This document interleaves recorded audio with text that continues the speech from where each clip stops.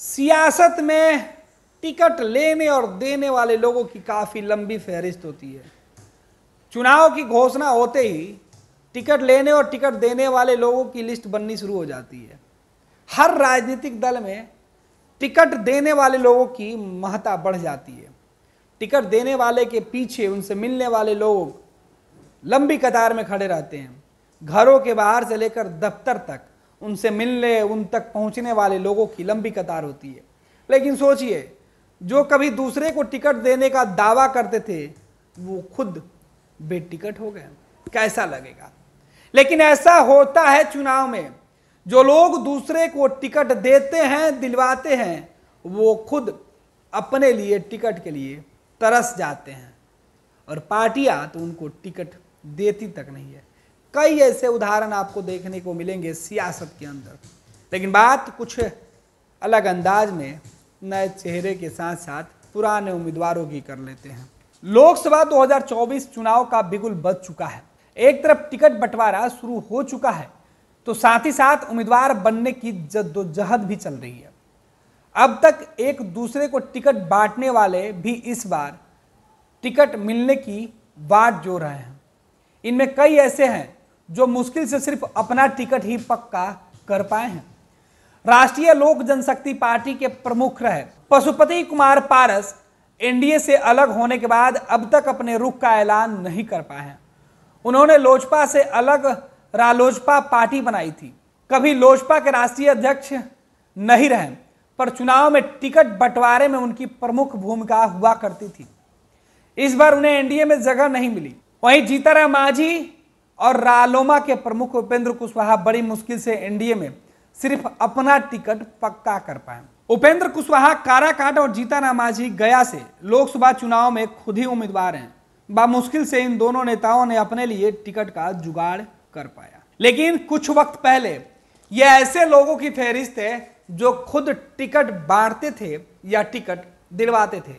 रामविलास की पार्टी लोजपा में पशुपति पारस जितनी सीटें चाहते थे उतने उम्मीदवार उतार लेते थे। रामविलास पासवान उनको वो सीटें दे देते थे। जीतनराम मांझी अपनी पार्टी बनाकर खुद टिकट दे रहे थे।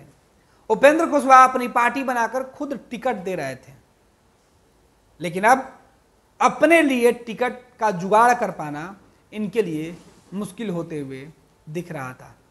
ये तो गनीमत है कि उपेंद्र कुशवाहा और जीतनराम मांझी को टिकट मिल गए। पशुपति पारस का तो अब तक कुछ पता ही नहीं है। दूसरी तरफ वीआईपी के प्रमुख मुकेश सहनी का भी नाम इस लिस्ट में शामिल है। कभी वो खुद दूसरे को टिकट देने का दावा कर रहे थे, लेकिन अब तक एनडीए के घटक दलों में वो शामिल नहीं हो सके हैं।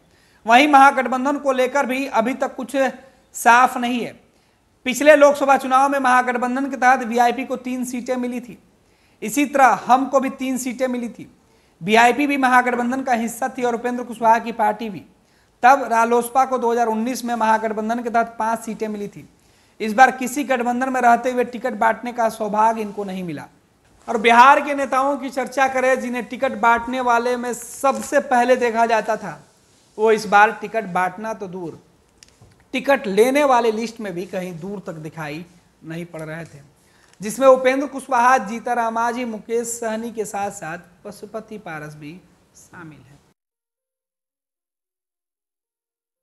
ये लो, मुंह मीठा करो। आज मैंने अपना जॉब छोड़ दिया। अब हम पूर्णिया वापस जाएंगे। जॉब छोड़ दिया है?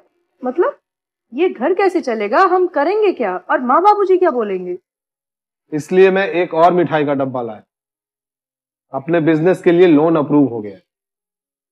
अरे लोन अप्रूव हो गया वो तो ठीक है, लेकिन पूर्णिया में हम रहेंगे कहाँ? अपना घर भी तो नहीं है वहां। इसलिए तो एक और मिठाई का डब्बा अलग से लाया हूं। हमने पूर्णिया में घर ले लिया है, पूर्णिया के ई होम्स पैनोरमा में। पूर्णिया में पैनोरमा ग्रुप लेकर आए हैं ई होम्स पैनोरमा।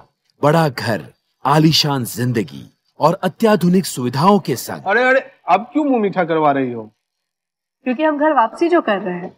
घर वापसी की खुशी पूर्णिया में ई होम्स पैनोरमा के संग। E Homes Panorama, luxurious lifestyle redefined.